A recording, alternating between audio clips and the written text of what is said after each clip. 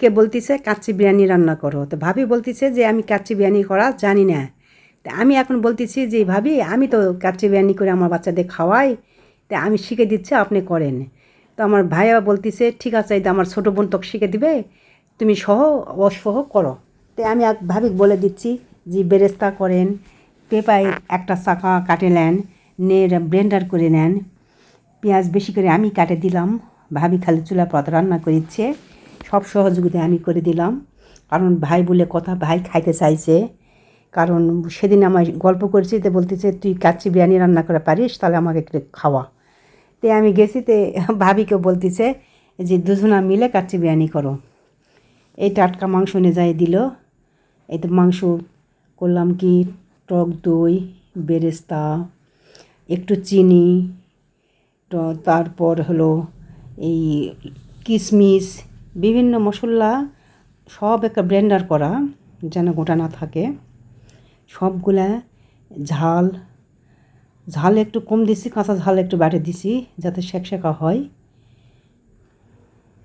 টক দই কিনে নিয়ে আসছি বাজার থেকে, আমি বানাতে পারি না টক দই।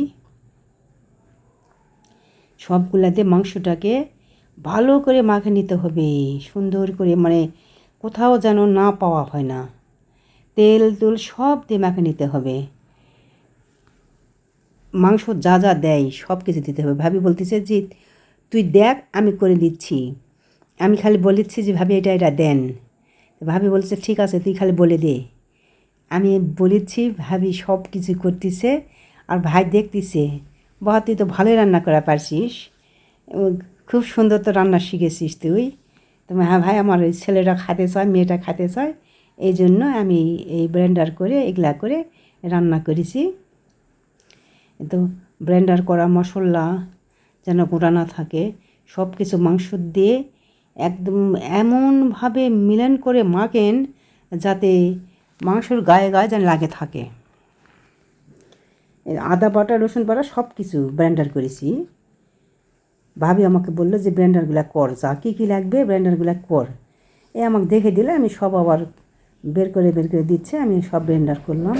এই যে বেরেস্তার তেলগুলা দিলাম, মাংসর তো তেল দিতেই হয়, বেরেস্তার তেলগুলা দিলাম। বেরেস্তার তেল দিয়ে এখন ভালো করে মাখে 20 থেকে 30 মিনিট ধুতে হবে, মাংসের ভেতর যেন মশলাগুলো ঢোকে। ভালো করে মাখতেছি, পানি নয় কিন্তু, খুব সুন্দর করে মাখতে হয়।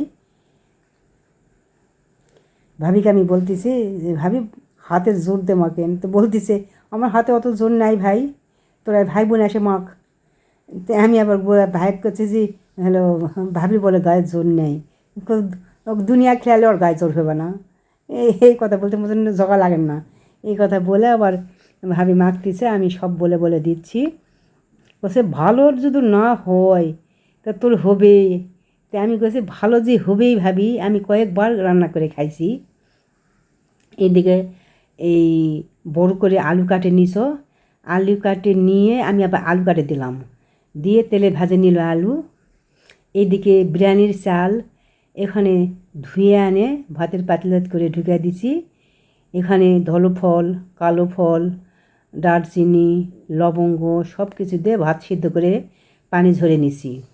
কিন্তু ভাতটা কিন্তু ফুটা যাবে না, একটু নয় শক্ত থাকতে, চাল চাউল থাকতে নামাতে হবে। এই যে এখন সাজে দিব। ভাবিকে বলতেছি যে মাংসটা বের করে নিয়ে আসেন, 40 মিনিট হয়েছে, ওটার ভিতর মশলা ঢুকে গেছে। এই বলতেছে যে এই মাংসগুলাই নষ্ট হবে না, কি খাওয়া পারবো কি না, খাইয়েই দেখেন কি স্বাদ লাগে, খাইয়েই দেখেন। তারপরে এই তো ভাত দিচ্ছে, মানে বেশি ফুটা নয়, অল্প ফুটা, কি সুন্দর করে তায়ে তায়ে কিশমিশ দিতে হয়।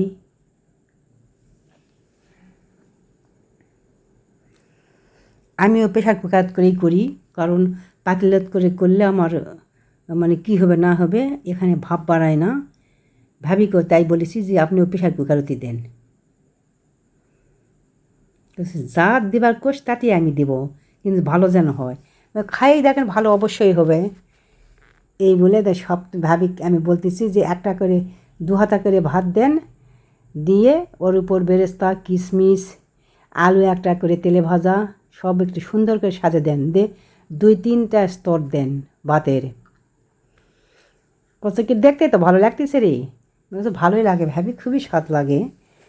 হোটেলের থেকে এই স্বাদটাই বেশি ভালো লাগে, কারণ এখানে স্বাস্থ্যসম্মত খাবার দিয়ে তৈরি করা হয়। এই যে কিশমিশও দিবা করছিলাম, কিশমিশও ভাই নিয়ে আসছে, সব কিছু আনছে। এদিকে দুধ গরম করে মানে খুব ঘন করে আউটে থোয়া হয়েছে। এই স্তর বাই স্তর দিচ্ছে, এইভাবেই দিতে হয় ভাবি। দিচ্ছে আর আমাকে বলতেছে ভালোই তো লাগতেছে। ও ভালোই লাগবে দেখেন, কিন্তু একটু দেরি হয় করতে, বিরক্ত হয় এই, কিন্তু খুবই স্বাদ লাগে। হোটেলের থেকে এলাই ভালো লাগে। আমি অবশ্য কয়েকবার করে খাইছি, অনেকবার করে খাইছি আমি।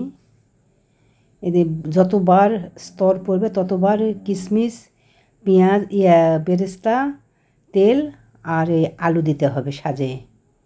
আমি 3 স্তরে দিছি। ভাবিকে বললাম যে আপনিও 3 স্তরে দেন, কারণ বেশি বলে রান্না করবেন না। কছে যে এই হলো বেশি বেশি তো হবে না, আরও আত্মীয়-স্বজন আছে, এতটুকু দিয়ে ভাত রান্না করেন। কাচ্চি বিরিয়ানি তো আর পেট ভরে খাবে না অতগুলো মানুষের জন্য, কারণ ও পাতিলে আমি রান্না করা পাই না, আমি প্রেসার কুকারে রান্না করেছি। আমার প্রেসার কুকারগুলাই ভালো লাগে। স্তর হয়ে গেছে, এখন চুলাতে তুলে দিব, গ্যাসে তুলে দেবো, চুলায় না। ভাতটা সিদ্ধ করে নিয়েছি চুলায়।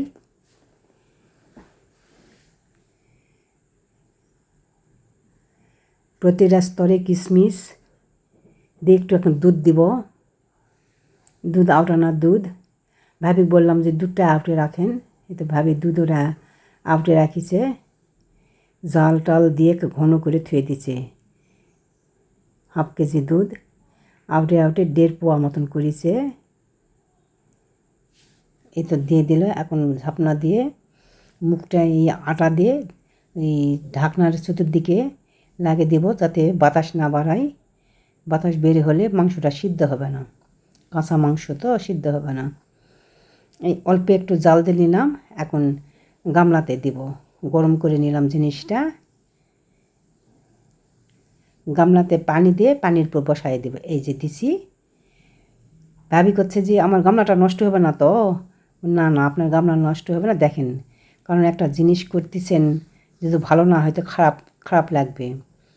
এই তো ভালোই, খুব সুন্দর হয়েছে। ভাই তো দেখে গন্ধ শুনে খুব, ভাই বলতেছে যে হোটেল তো ফেল, এই এত সুন্দর করে রান্না করা পারেন, তো ভাগ্যিস তোর ভাবিকে একটু রান্না করা শিখে দিয়ে গেলি, আমাকে যখন খাইতে ইচ্ছা করবে তখন আমি খাবো। ও ঠিক আছে ভাই, আমি এখন চলে যাব, আমাকে থুয়ে আসেন। এই ভাই আবার নিয়ে আসে, খেলে দিলে মোটরসাইকেলকে এনে আমাকে রেখে গেল। তো বন্ধুরা ভালো থাকবেন, আল্লাহ হাফেজ।